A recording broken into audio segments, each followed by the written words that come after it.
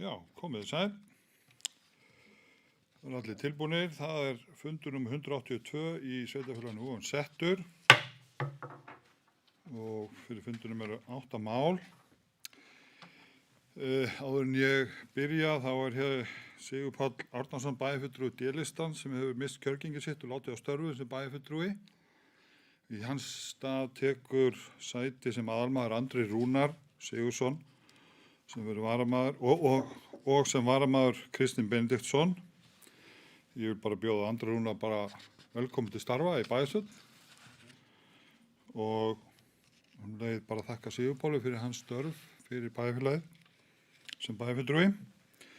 Nú, þá bara förum við í dagskrána. Fyrsta mál á dagskrá fundargerð bæjarráðs, Sveitarfélagsins Voga númer 332 og orðið laust og Jóngeir, þú beðið orðið, gjörðu svo vel.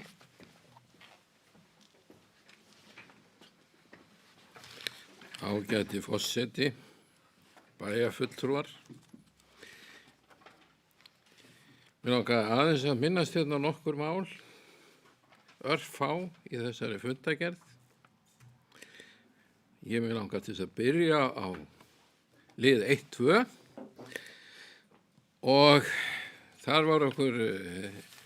var birt yfirlit yfir tekjur sveitarfélagsins fyrstu 5 mánuði ársins og borið saman við þá áætlun sem var fyrir sama tíma.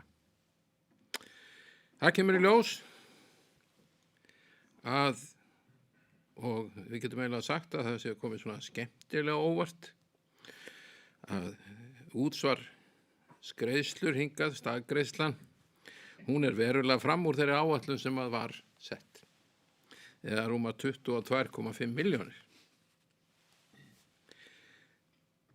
Ég held að fólk og við hérna hljótu nú bara að gleðjast yfir þessu því að ekki veitir af, en kannski ekki allt sem gull sem glóir í þessu, því að þetta geti þykkt bakslag einhverju öðru og þá það jöfnunarframlög framlög jöfnunarsjóðsins. Og þar á þessum 5 mánuðum 1,7 milljónir framlag vegna fasteignaskatts minna heldur en áætlun og eitthvað munar minna heldur en þær 16,2 milljónir sem vegna almenns jöfnunarframlags. En þetta tekjurnar, en það var ekki fjallað mjög undir þessum liðum annað heldur en tekjurnar. Það var nú kannski bara rétt að því að það sér liður hérna undir 1.3. Þar var verkfundur hinn síðasti göng- og hjólastíg meðfram Vatnsleysuvegi og við skulum bara óska okkur til hamingju því að hann var vígður hér fyrir nokkrum dögum síðan með viðhöfn og nú tilbúið, geta nú menn gengið og hjólað hér milli okkar og Brunnastaðahverfisins og jafnvel lengra inn að Nesbú. Mér langar aðeins þess að fara hérna í annan lið. Það liður 1.6 sem fundargerðir fjölskyldu- og velferðarráðs 2021. Og þar lá undir fundargerð 31. fundar ásamt fylgigögnum. Ég hef oft á þessum vettvangi talað svona kannski einstaklinga sem að mér þykir að minna í mega sín og sagt að fyrir þá þurfum við eitthvað að ýta undir bæði hvort sem að það börn, öryrkjar, eldra fólk, eldri borgarar eða þá sem að hugsanlega detta út af vinnumarkaði og geta ekki framfleytt sjálfum sér hvorki með atvinnutekjum né kannski komnir inn á það að fá örorku þó að sumir ættu kannski að vera það. Nú, ég hef á þessum vettvangi talað einmitt nú skulum við aðeins að fara í fundargerðina vegna þess að það til dæmis talað einn hlut sem að þeir taka fyrir á þessum fundi fjölskyldu- og velferðarráðs sem minnisblað stöðu og félagslegu húsnæði í Suðurnesjabæ og Sveitarfélaginu Vogum. staða félagslegs húsnæðis í Suðurnesjabæ virðist bara vera með ágætum. Þar virðist vera nokkuð mikið félagslegt húsnæði og það sé bara til boða og auðvitað eru náttúrulega biðlistar og annað þess áttar. En aftur á móti þá kannski eitthvað heldur daprara ástand í þessu sveitafélagi hér, það sem að ekkert, eða nánast ekkert. Því að það segir hér í fundargerðinni í sveitafélaginu Vogum eru 8 einstaklingar með virka umsókn félagslegt húsnæði og bárust félagþjónustu 2 umsókn á fyrsta ársfjórðungi 2021. Staða umsækjendur óljós þar sem ekki kemur til úthlutunar á félagslegu húsnæði í sveitafélaginu og uppfærist í biðlistin sjaldan. Þó hafa nokkru umsækjenda flutt úr sveitafélaginu vegna húsnæðisvanda og hefur málið þeirra verið lokið, hafi þeir ekki haft sambandi félagsþjónustu til að viðhalda umsókn sinni, samanber undanþágu frá 3. greinregla. Umsækjendur á biðlistir allir barnlausir einstaklingar undanskildum einum. Mikilvægt að unnið sé að fjölbreyttum húsnæðiskostum í sveitafélaginu leggur félagsþjónustan áherslu á að sveitafélagið sinni lagaskyldu sínu varðandi málaflokkin. Ég held að þó að staðan hér sé nú kannski ekki mjög björguleg, eins og við höfum oft rætt áður á þessum fundum, þá þetta náttúrulega eitthvað sem svona lögbundið. Við eigum að gera þetta. En það náttúrulega, ég veit það ekki, það kannski bara lausn ef við sameinumst hvað öðrum, þá geti náttúrulega hugsanlega einstaklingandi bara flutt innan þess sveitafélag sem þar væri og húsnæðisvandinn væri leystur. En það náttúrulega verið að fjalla þessi lög sem eru húsnæðismál. Ég hef einhvern tímann minnst á þetta áður hérna, en ég held að þessi vísa þetta mál sé aldrei oft kveðin, vegna þess að þetta náttúrulega eitthvað sem til þess að aðstoða okkar minnstu bræður og systur ef við köllum það svo.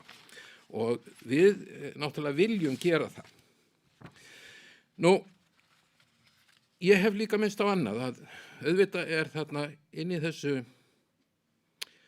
og ég hef það tölur annars stað frá, að félagsþjónustan kostar okkur þó nokkuð mikið.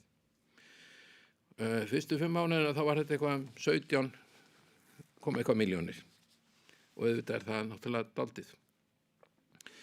Ég hef líka bent á þann mögulega kost sem að finna einhver starf handa þessum einstaklingum og fá það framlag sem að getur verið alltaf 527.211 krónur til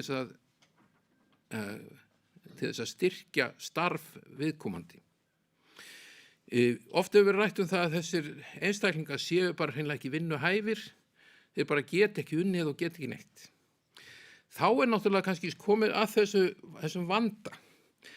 Jú, þeir eru þarna á þessari félagsaðstoð sem náttúrulega raun og veru fyrir þá sem í miklum vanda og kannski eiga ekki heima í neinu öðru kerfi.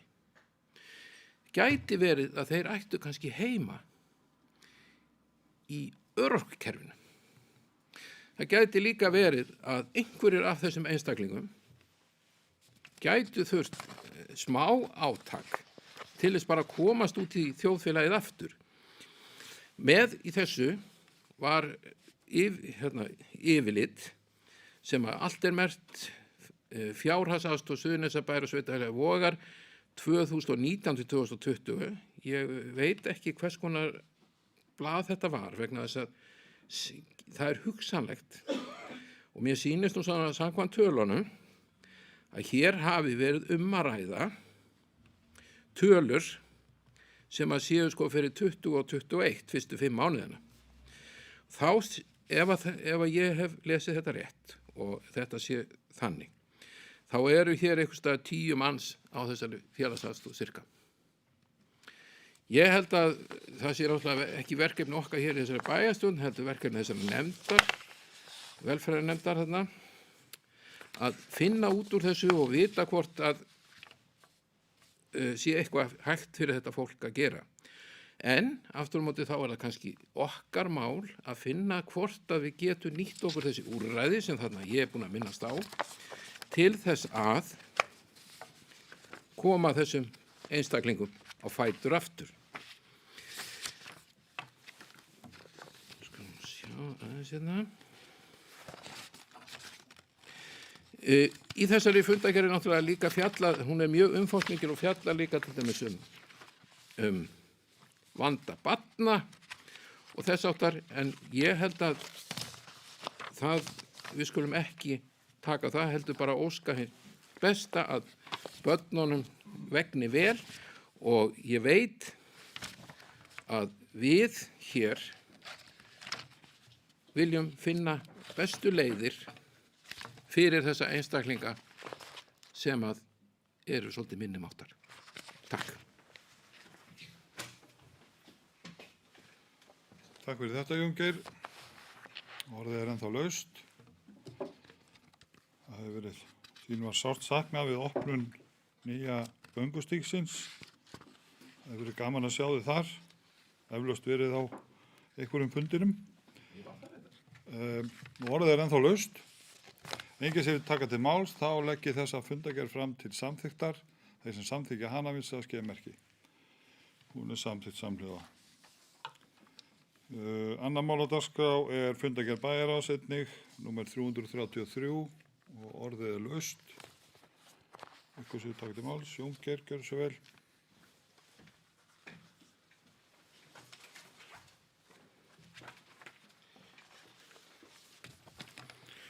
Ágæti forseti, bæjarstjórn. Þá erum við kannski komin að þessu sem að skiptir máli. Við erum komin að mánaðarlegur ekstrariflitið, þar sem er bæði plúsar og mínusar. Það kemur náttúrulega í ljós að mínusarnir eru frekar stórir. Og ég veit ekki hvort að við eigum neitt að vera að fara eða tímanum í að fara í þetta, vegna þess að við vitum það að það er verið að skoða þetta á öðrum vettvangi, hvernig við leysum þessi mál. En ef að þetta myndi fá að halda áfram svona, þá myndi allt fara í óefni. Það vitum við. Þrátt fyrir nýjar fréttir hér í dag eitthvað hverfið sem er að koma hér með 700 og eitthvað íbúðum, þá er það ekki á árinu 21, og einhverja mjög litlu leyti á árinu 22, og myndir nú sennilega ekki snúa hlutunum við, því miður. En þá skulum við koma að öðru. Ég ætla ekki að fara djúpt ofan í þetta, en ég ætla aðeins að minnast á 2.5 sem eru viðaukarnir við fjárhagsáætlun. Hér er verið að leggja til viðauka við fjárhagsáætlun, 3 hluti, 3 viðauka. Það er lækkun tekna hérna hjá leikskólanum upp á 3,5 milljón cirka. Það er kaup sveitafélags á verslunarhúsnæði upp á 24,8 milljónir. Það er jöfnunarsjóðurinn sem við töluðum áðan. Ég talaði í fyrri ræðu minni hér undir síðasta lið. Það er verið að endurskoða það og lækka það framlag 7,2 milljónir. Þetta eru samtal 32,871 milljón eða næstum 32,8 milljónir, og þetta kemur til lækkun og handbæri fé eins og stendur hérna í tillögunni. Þetta er náttúrulega bara svona eitthvað sem að menn er að neyðast til að gera með það sem eins og hlutnir eru. En auðvitað mun þetta kalla á það, þessi lækkun og handbæri fé, að ef að áfram heldur, þá þurfum við einhvern veginn að brúa þetta bil. Handbært fé lækkar sem þessu nemur, ekki sagt. Og auðvitað, en ég held að mér fannst alveg rétt að draga þetta aðeins út úr. Nú, síðan náttúrulega skulum við, það er nú ekki, já, það var hérna 2.13. Þá komum við hérna að atriði sem að ég hef oft verið mikil áhuga maður sem er öldungaráð. En í þessu tilviki þá er það hið lögbundna öldungaráð, Suðurnesjabæjar og Sveitafélagsins Voga. Fundargerðin sem slík, hún var náttúrulega bara mjög innihaldsrík eins og þeir vita sem hafa lesið. En hins vegar þá kannski voru þessi fylgiskjöl annars þar. Og það í sjálfu sig var alveg ágætt að þau væru annars þar. Vegna þess að þá gat maður náttúrulega í því tilviki kynnt sér þau. Og þá skulum við, ég ætla nú ekki að lesa þau öll sömun, en ég ætla aðeins að fá að vitna í nokkur hér.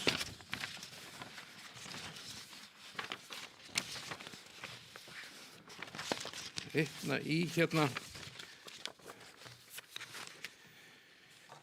tvo liði, annars vegar þá sem að þá þarna áhersla á þjónustu við aldraða tengt fjárhagsáætlun 2022 í Suðurnesjabæ. Og ég sagði Suðurnesjabæ, þetta kynnt náttúrulega þessum fundi þó að þessi sameiginlegur, það alveg ágætt. Við getum kannski lært eitthvað af þessu. Hér eru 16 liðir sem að þeir ætla að gera fyrir sitt fólk. Það engin áhersla á þjónustu við aldraða tengt fjárhagsáætlun 2022 í sveitafélaginu Vogum, en við náttúrulega heldur ekkert byrjar á þessari vinnu.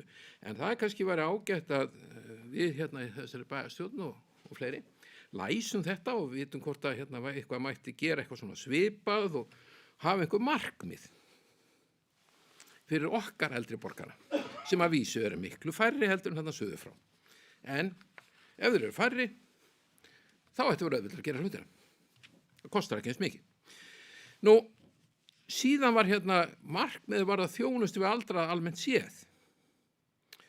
Og þar var bara alveg ágætis markmiða setning. Og ég náttúrulega alveg þess fullviss, ég ætla ekki að vera að lesa þetta upp og tefja tíman með því, en því að þetta liður 2 á þessari fundagerð, þetta nú ekki nema 1 síða, og ég held að við hefðum bara öll gott og þið sem að sitja við þetta borð, að kynna ykkur þessa markmiðasetningu. Hvernig þessi eigi nú að fara með eldri borgara hérna? Því að ég sé ekki betur en að þó þetta væri nú ekki samþykkt, þannig að þá var þetta lagt fram til kynningar. Og kynningin á þessu bara mjög góð. Og þessi markmið eru mjög fín. Ágæti forseti. Bæjarstjórn, takk fyrir gott ljóð. Takk fyrir þetta, Geir. Ég gerir nú ráð fyrir því á Inga, þú næstu Björn. Ég gerir nú ráð fyrir því, Jón Geir, að bæjarfulltrúar lesi gögn sem að þeir fá og þurfum nú ekkert að minna það þá, en Inga gjörðu svo vel.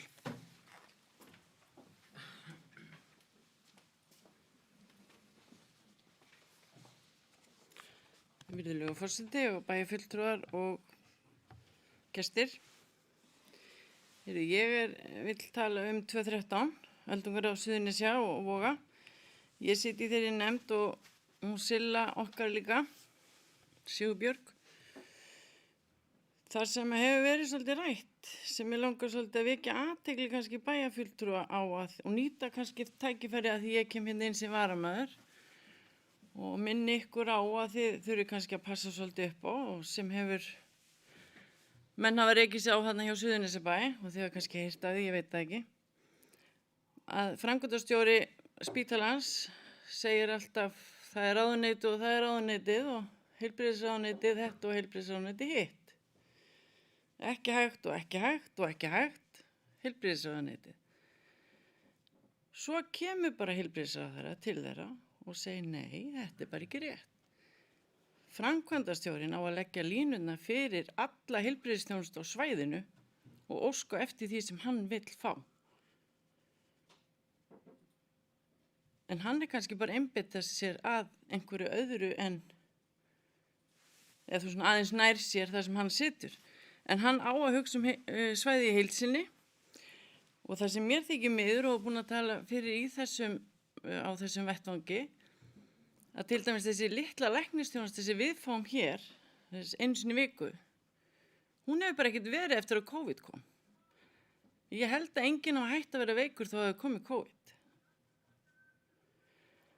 Þannig að það er verið að reyna að berjast fyrir þessari litlu þjónustu sem við erum með í þessu sveitafélagi og auðvitað Suðurnesjabær að berjast fyrir stærri hlutum því að nú þeir sameina sveitarfélag og eru komin yfir 3000 manns. Þannig að þeir kannski hafa kröfu stærri hluti en auðvitað gerum við líka kröfu góða hluti fyrir okkar fólk.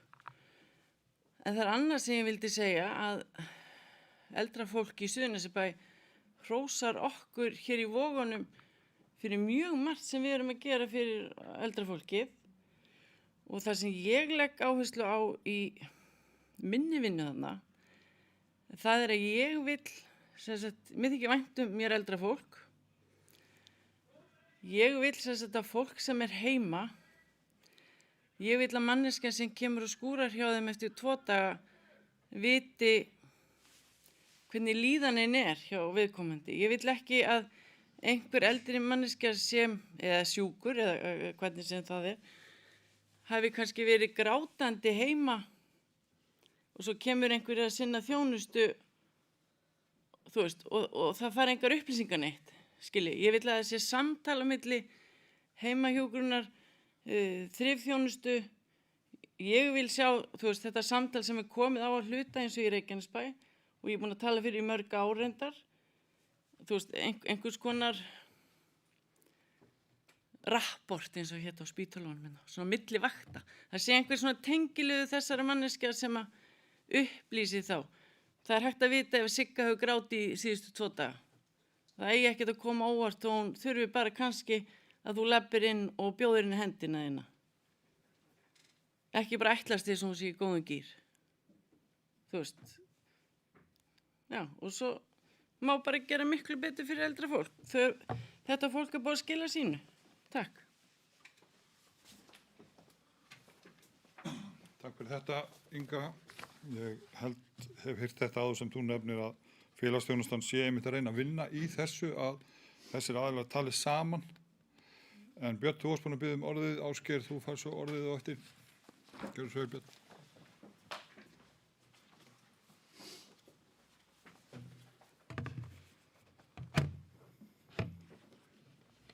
Forseti, bæjarfulltrúar.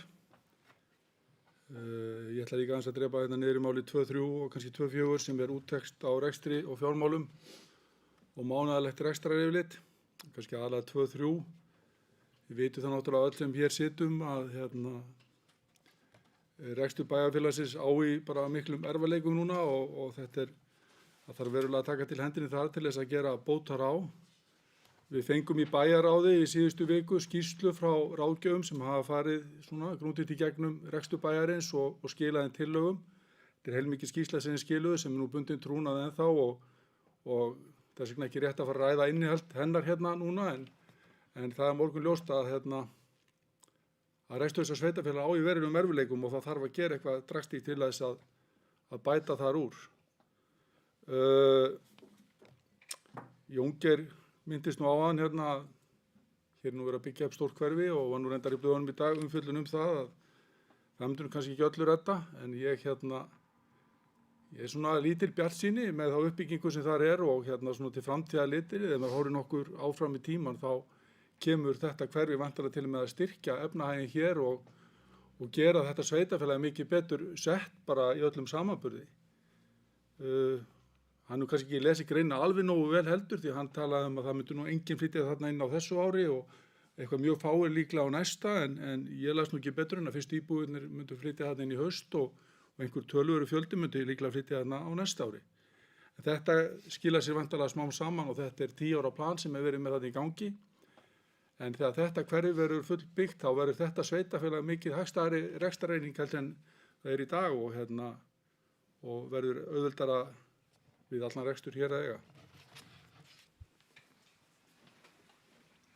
Já, takk fyrir þetta, Björn. Ásgeir, gjörðu svo vel.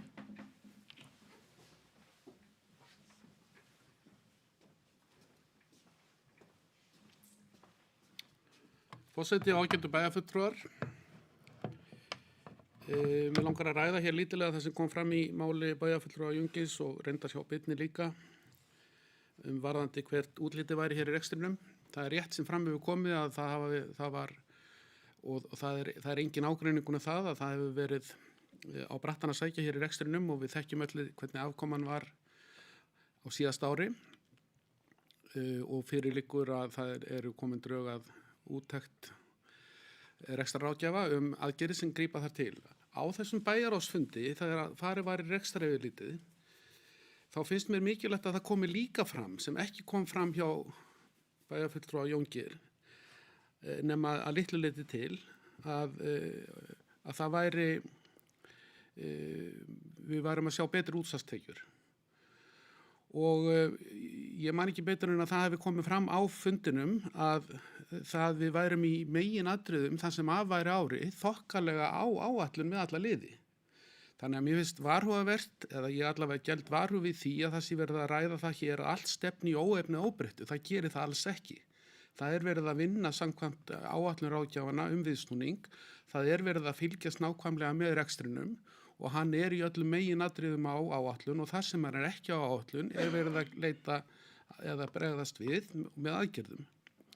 Þessu til viðbótar vil ég upplýsa það upplýsingar sem fram eru komnar síðan að bæjarráðsfundurinn var haldinn að í áætlun sveitarfélagsins skatttekjur fyrir þetta ár er stuðst við staðgreiðslu áætlun sem að settir fram fyrir öll sveitarfélög og má finna á vef Sambands íslenskra sveitarfélaga og við höfum sem endranær gengið út frá henni eða gert hann að okkar áætlun.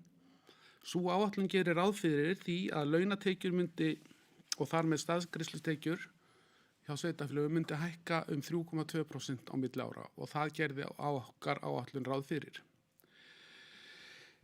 Nú hef ég fengið upplýsingar rauntölur fyrstu 5 mánuði ársins þar sem fram kemur að launagreiðendur í þessu sveitarfélagi, þar að segja launþegar í þessu sveitarfélagi, sem þýðir þá að útsvarstekjur eða útsvar þeirra sem hér búa, sem eru á vinnumarkaði og greiða útsvar, að launagreiðslu þeirra eru 6,4% hærri heldur en sama tími fyrra, sem þýðir það útsvarstekjur eru þá 6,4% hærri heldur en á sama tími fyrra.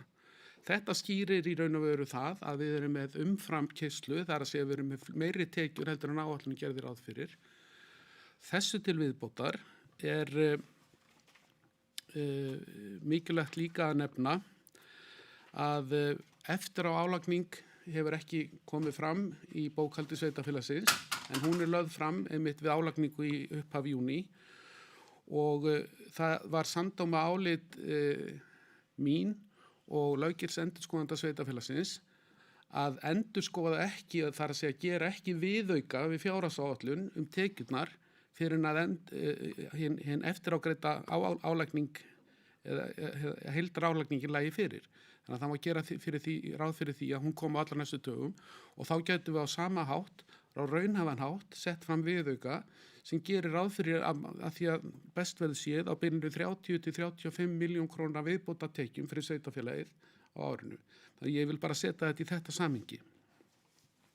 Varðandi jöfnunarsjóðinn að þá kom líka fram á bæjarráðsfundinum og ég hygg að bæjarfulltrúanum Jón Geir ætti að vera fyllilega kunnugt það þegar við ræddum framlög jöfnunarsjóðs að það var innbyrðis dreifing ársins sem fór á skjön við heildaráætlunina og ég hef fengið það staðfest núna að sú áætlun er algjörlega raunhæf og hefur ekki breyst og það hefur verið staðfest á jöfnunarsjóði. Þannig að þrátt fyrir það að við séum undir fyrstu 5 mánuðina í almennum útgjaldi jöfnunarframlögum að þá erum við að fá áætlunina þegar upp verið staðið í árslok eins og hún gerir ráð fyrir. Varðandi það sem fram síðan kom hjá varabæjarfulltrúa Ingurud málefni heilsugæslunnar að þá vil ég bara endurtaka það sem ég hef áður látið koma fram hér úr þessum ræðustól að ég hef verið í samskiptum og samtölum við forstjóra heilsugæslunnar húsnæðismálin hér og það er alveg rétt sem að framkom að eftir að kórónuveiru faraldurinn skall á þá var aðstöðunni hér lokað, það er fullur vilji hjá þeim til þess að opna hann aftur en svo aðstæða sem við getum boðið þeim upp á og var notuð áður uppfyllir ekki þau skilyrði sem heilsugæslan setur núna húsnæði sem þau þurfa að nota en við höfum reynt að hafa milligöngum það að koma á framfæri öðru húsnæði og það er unnið að þeirri lausn. Takk fyrir.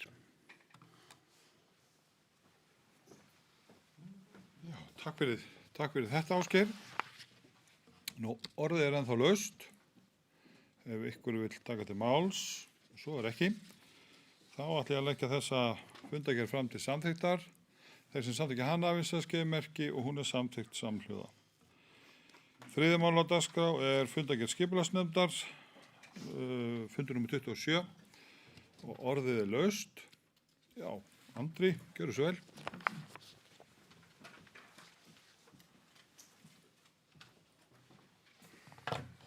Já, forseti og bæjarfulltrúar, mér langar að tala mál 3 Breiðugerðisvík og lýsa bara ánægju minni að deiluskipulagsferlið er í gangi þar og segja það að ég vona innilega að lögfræðingur sveitarfélagsins finni það út að sé hægt að skilgreina svæðið sem dreifbýli því að sést í öllum þeim svörum sem bárust að þarna vill fólk eiga lögheimili og þegar það er hart í ári eins og núna og sveitarfélagið er að reyna að finna auka tekjur þá hefur það alveg dálítið að segja að það myndi bætast við hugsanlega kannski 10-20 manns með lögheimili þarna og greiða sitt útsvar til sveitarfélagsins og ef þetta er skilgreint sem dreifbýli þá er þetta ekki mikill kostnaður fyrir sveitarfélagið annað en bara sorphirða og hugsanlega skólakstur ef það eru börn á svæðinu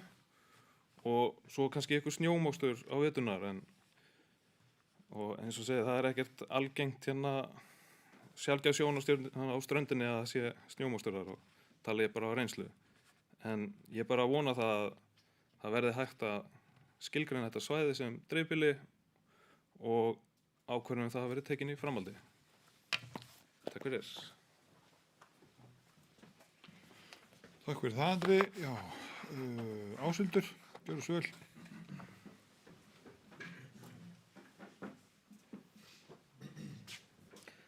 Forseti, já, ég bara aðeins að koma inn á þetta mál sem að Andri nefni Breiðugerðisvík sem að er mikilvægt að halda því líka til haga að það er mjög mikilvægt að við fáum þetta lögfræði álit af því að þetta þarf að uppfylla þau skilyrði til þess að flokkast ekki sem þéttbýli þá verður að vera meira en 200 metrar á milli húsa og þarna mega alls ekki þá búa fleiri en 50 manns. Það eru skilyrði í lögunum þannig að við þurfum bara að fá skýrt það.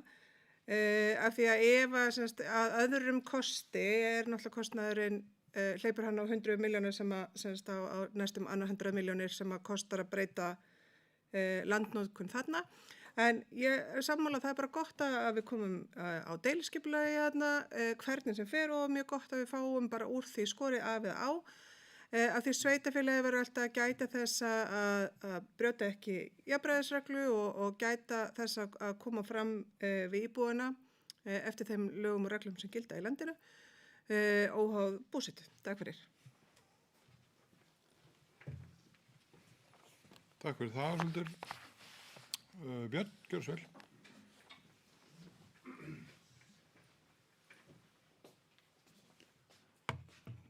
Forseti, bæjarfulltrúar, ég var nú bara aðeins að fá að koma líka upp undir málið 3.3 því að ég er nú svo oft hjá mig þetta í gegnum tíðina og ég vil bara taka undir með bæjarfulltrú Andra og Áshildi að ég vonast bara til að þetta lögfræðilega álit verða þá leið að þarna verði hægt að skilgreina þetta svæði sem íbúabyggð í dreifbýli og það verði þessu sveitarfélagi bara til heilla ef það verður gert og bara vonandi fleiri svæðarnir og strönd síðan í framtíðinni.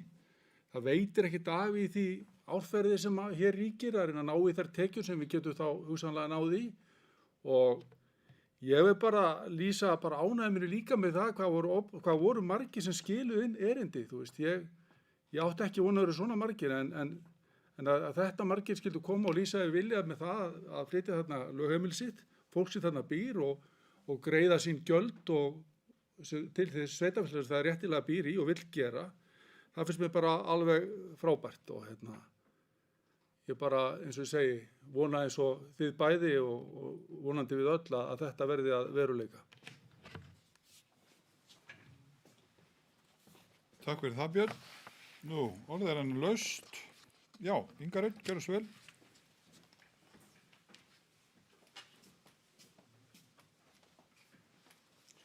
Virðulegu forseti og bæjarfulltrúar og aðrir. Mér langar bara að taka undir þessi orð að ég vona að þetta gangi í gegn og þetta sé gerlegt. Takk.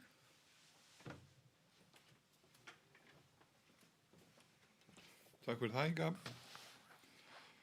Nú, það er ekki fleiri sem vilja taka til máls, þá ætla ég að leggja þessa fundargerð fram til samþykktar. Þeir sem samþykja hana við sér að skeið merki og hún er samþykkt samhljóða. Þá er það fundargerð fræðslunefndar.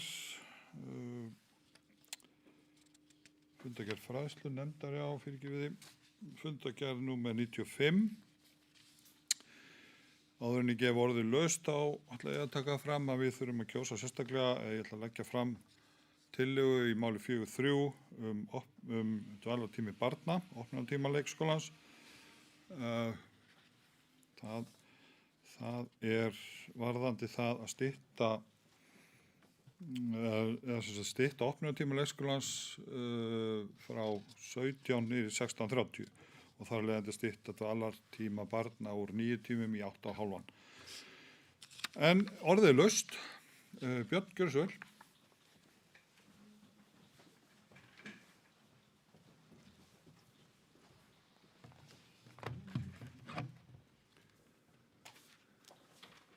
Forseti, bæjarfulltrúar.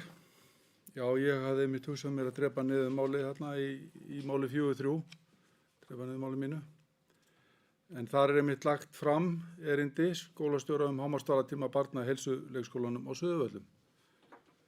Og fræðslunefnd ályktaði svona þetta að það tæki undir sjónarmið leikskólastjóra sem framkom í bréfinu að dvalartími leikskóla barna verði að hámarki 9 klukkustundir á dag.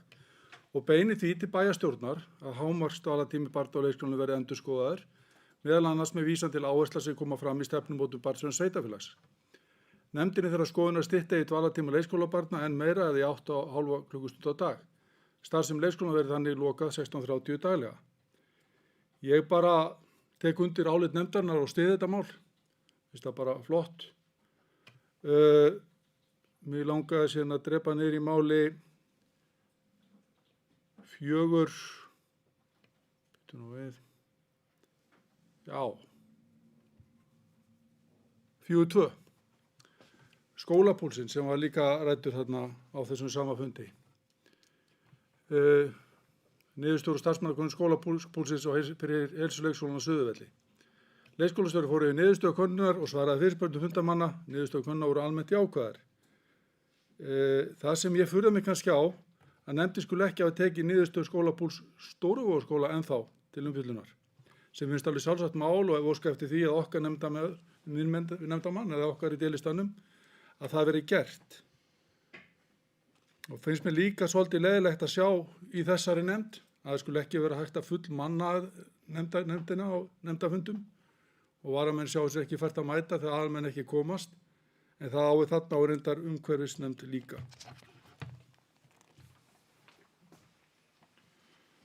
Takk fyrir þetta, Björn. Ásveldur, gjörðu svo vel.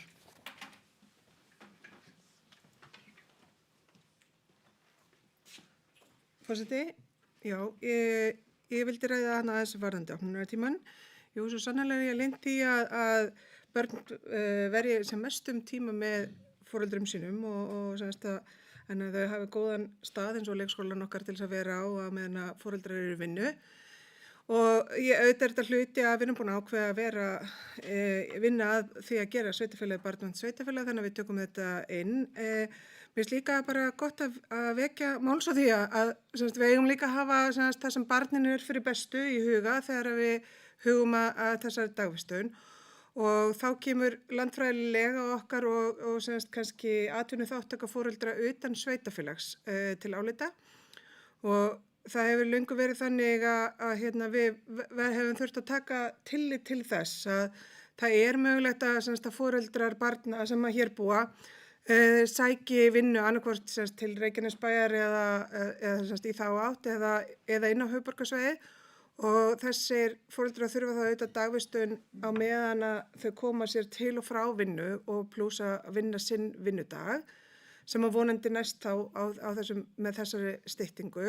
Því ég held að það væri bara verðt að kanna það sérstaklega, þú veist, að það er ekki endilega það sem barnin er fyrir bestu ef við sjáum að fólk þurfi mikið að fara að brúa bil, þar sem að þá verða einhverjum sem sækja barn, þú veist, þannig að ég held að það sé mjög gott, þú veist, þetta er ekki mörg börn sem umræðir sem betur fer, en ég held að það sé við gott að við hugum að þessu líka þegar við erum að tala frekari styttingu heldur en þetta, að ég tel það barninu vera fyrir bestu að dvelja hjá starfsmönnum leikskóla frekar en að fara úr einni daggeislu yfir í aðra til þess að brúa kannski eitthvað 15 myndina eða hálftíma bil eða hvernig sem það er.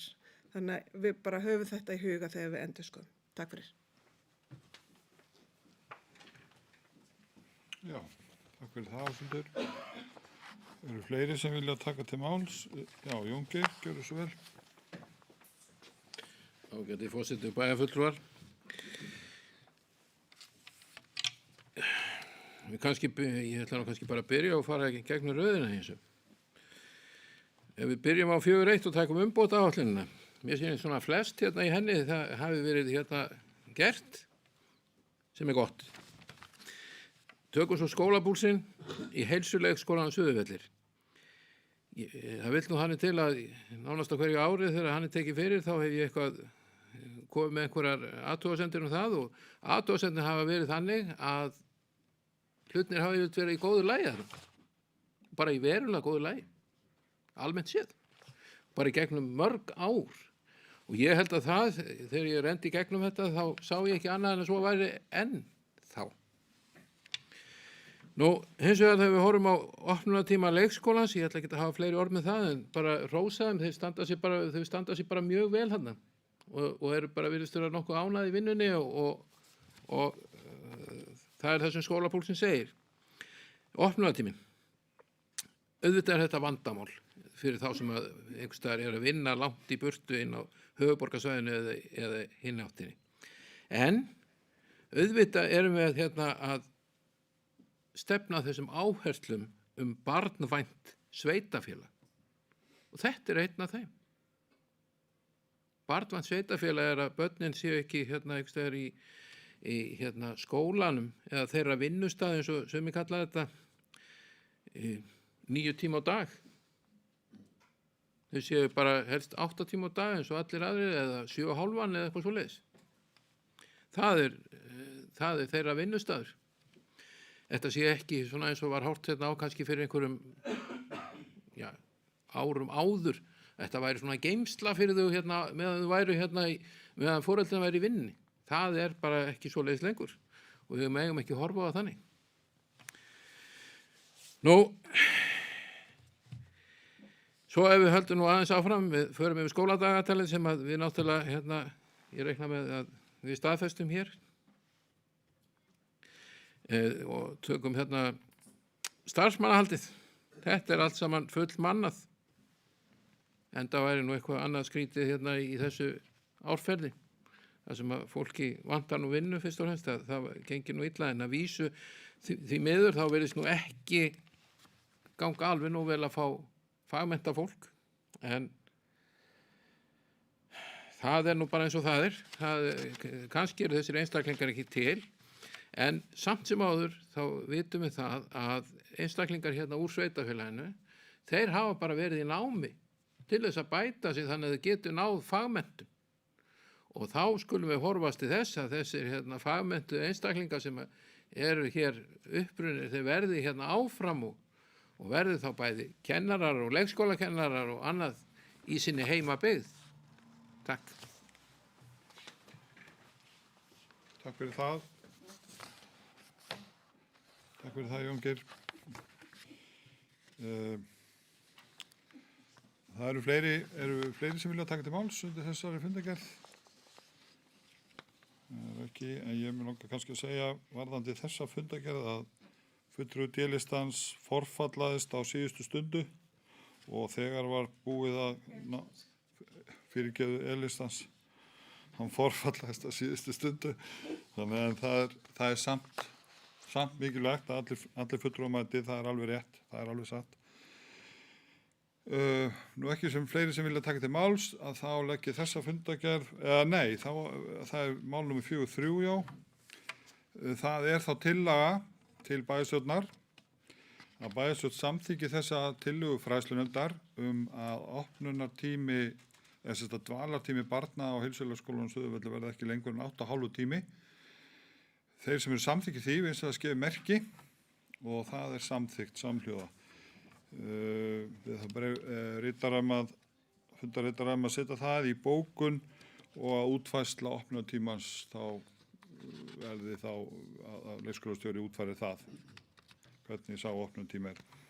Nú, þá legg ég fundagerðina til samþyktar eins og hún er með áorðnum breytingum, þeir sem samþykja hana við það skefið merki og hún er samþykkt samhljóða.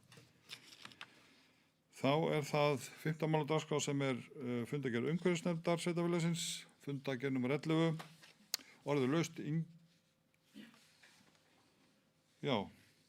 Inga Rut, gjörðu svo vel.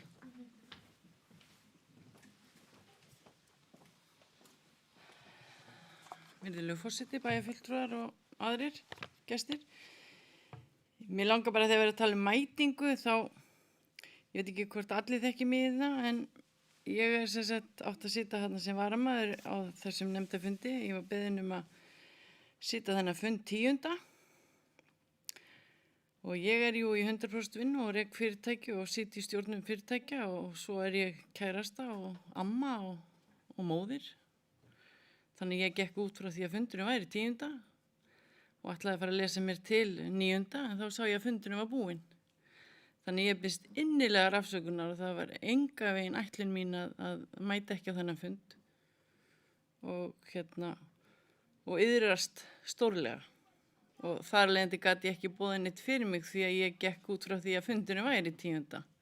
Þannig að ég harma það mjög og ég er vön að sinna mínum skyldum fyrir sveitarfélagið að bestu getu og mun gera það áfram og hinga til. Takk.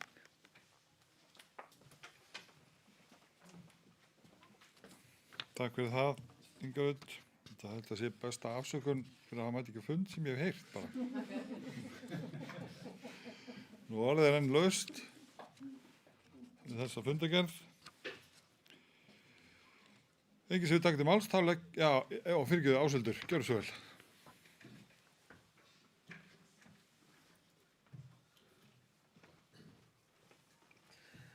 Forseti, mér fannst svo skemmtilegt þarna ábending frá okkar nýja skipulags- og byggingafulltrúa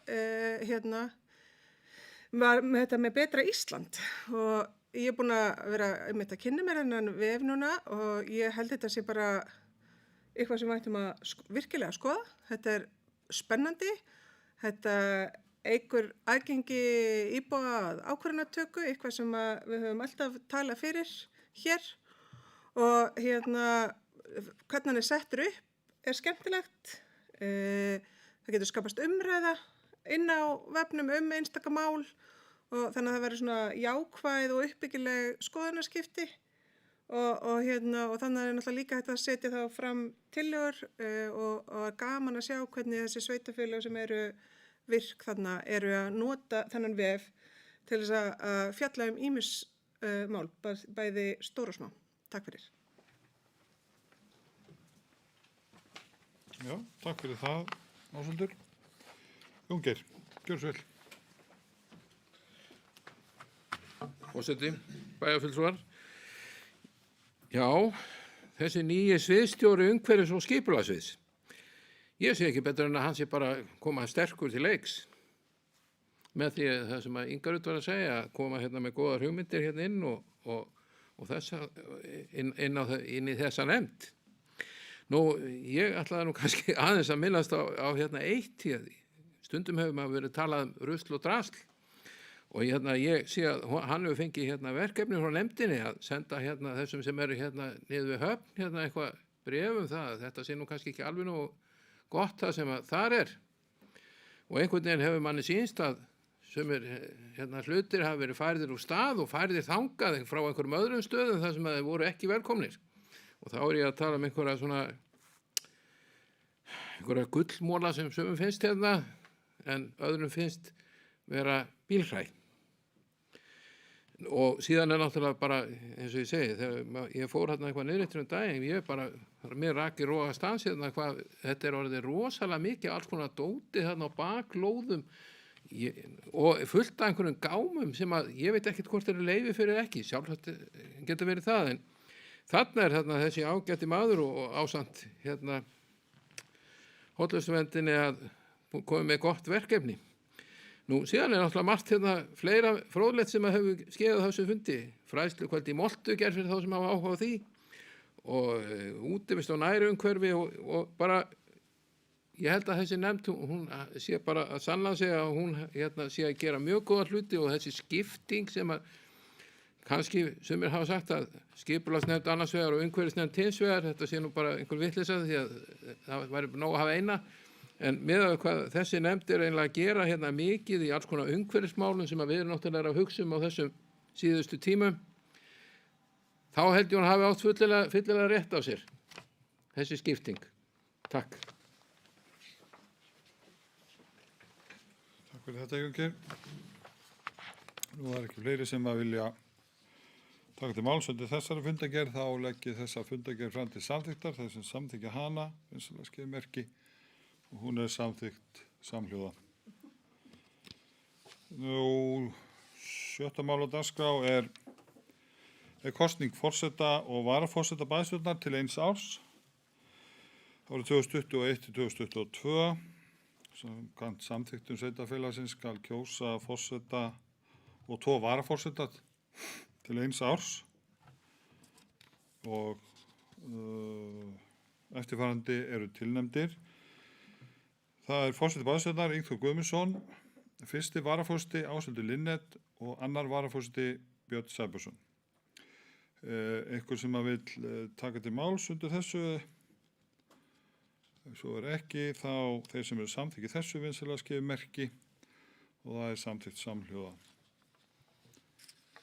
7. mál er kosning til bæjarráðs, kosning bæjarráðs til 1 árs, árið 2021 til 2022.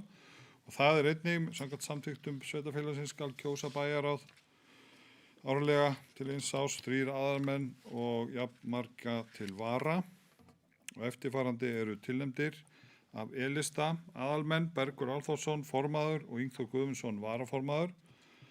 Varamenn Ásthildur Linnet og Birgir Örn Ólafsson og D-lista aðalmaður Björn Sæbjörnsson og varamaður Andri Rúnar Sigursson. Af L-lista og áheyrnarfulltrúar, það er aðalmaður Jóngeir Hjörvar Hlínarsson og varamaður Eðvar Atli Bjarnason. Eitthvað sem við taka til máls undir þessu, svo er ekki, þá legg ég þetta fram til samþykkta, þeir sem samþykkja þetta vinsamlega skeiði merki og það er samþykkt samhljóða. Þá er það 8. mál, það er kosningi nefndir og ráð. Fulltrúar D-listans leggja fram eftirfarandi breytingar á fulltrúum listans í nefndum. Það er frístunda- og menningarnefnd, aðalmaður Inga Sigrún Baldursdóttir í stað Tinnu Hallgrímsdóttur. Og varamaður verður Kristinn Benediktsson í stað Ingu Sigrúnar Baldursdóttur sem var varamaður áður. Og fulltrúar landsþings Sambands íslenskra sveitarfélaga, það er aðalmaður Björn Sæbjörnsson í stað Sigur Páls Árnasonar. Eitthvað sem við taka til máls undir þessu. Svo er ekki, þá legg ég þetta fram til samþykktar. Þeir sem samþykkja þetta vinsamlega skeiði merki og þetta er samþykkt samhljóða. Þessi fundur er síðasti fundur bæjarstjórnar fyrir sumarleyfi. Má ég spyrja? Já, Má ég trufla? Er ekki bara bókað þakkir til hans? jú, við gerðum það að vísu á síðasta fundi. Þakka þér fyrir. Þessi fundur er síðasti fundur bæjarstjórnar fyrir sumarleyfi. Bæjarstjórn kemur til fundar að afloknum sumarleyfi miðvikudaginn 25. ágúst 2021 og það er í samræmi við samþykktir sveitarfélagsins að bæjarráð hefur heimild til fullnaðarafgreiðslu mála meðan sumarleyfi bæjarstjórnar stendur. Og ég vil bara óska bæjarfulltrúum bara gleðileg sumars og hafa það gott í sumarfríinu. Björn? Fyrir ekki bara að maður má setja Já, gjörðu svo vel. breytingar á varamönnum D-listans í bæjarstjórn. Það gerir sjálfkrafa. Það gerir sjálfkrafa, ok. Það gerir sjálfkrafa. Það er kjörni fulltrúar. Nú, þá segi ég bara fundið slitið.